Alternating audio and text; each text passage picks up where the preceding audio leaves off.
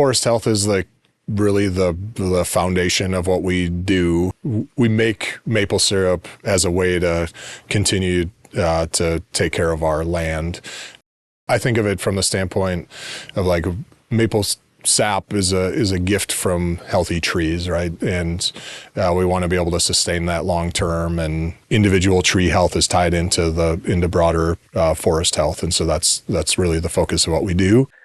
In recent decades, maple producers across Wisconsin have been noticing changes in their sugar bushes that are affecting the health of their trees, as well as the quantity and quality of their syrup. But in the face of these challenges, there's a lot that you can do to be resilient.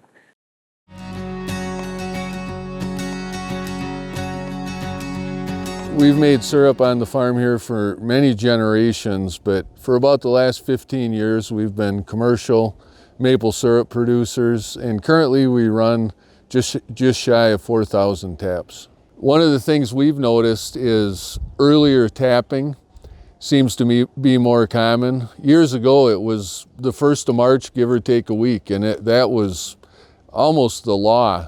A number of years in the last decade, especially last year, 2024, we had warm weather in late January. So we continue, like all syrup producers, to religiously watch the weather forecasts, but we try to get all of our maintenance done in the woods by the holidays. That means repairing lines, putting new spouts on, so that when January comes, we're ready to start tapping. And that allows us, even if weather becomes a little more unpredictable or we start to see earlier freeze-thaw cycles, we're ready to go.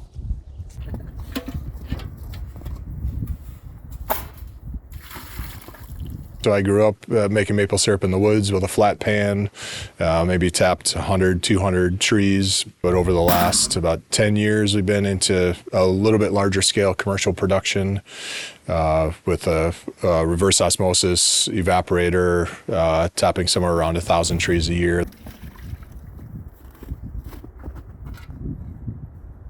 So we definitely need to be ready to process sap quickly as temperatures warm and we get that variability.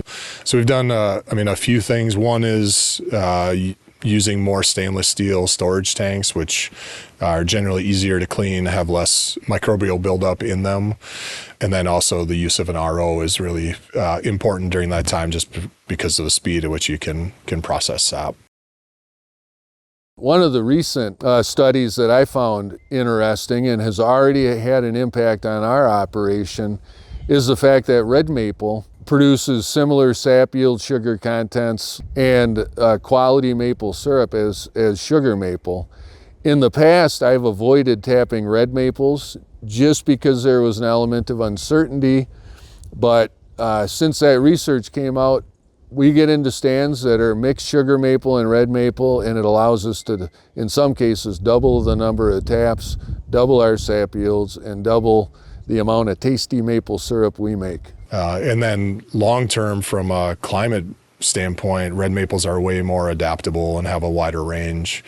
So they're likely, to be a more prominent species in the future. So, they're integrated into our operation just like every other sugar maple that's out there. In the past, I'm sure the red maple would have been selected over a sugar maple in a thinning, where that wouldn't be the case now. We'd kind of consider them as equals in the sugarbush.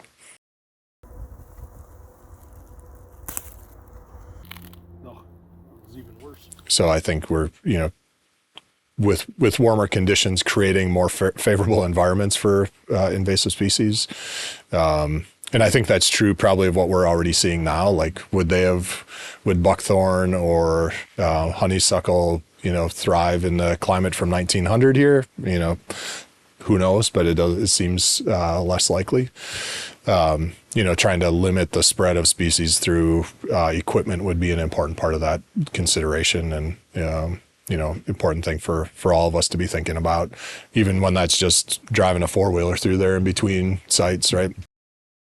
I mean, if we do get an invasive maple insect that takes out maple trees, we still want to have a forest, right? We definitely want to maintain the diversity of species.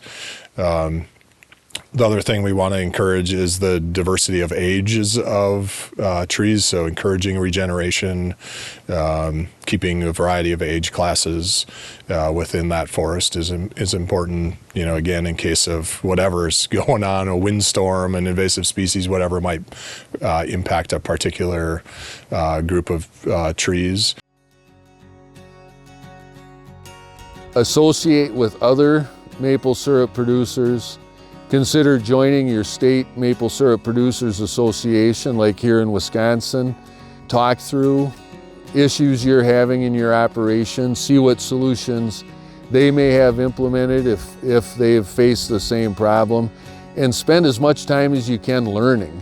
Climate change is going to force some changes in the industry, and you can best adapt by being equipped with knowledge to make sure that your syrup business goes on the way you hope it does. These are just some of the actions you can take to adapt to the changes in your sugar bush.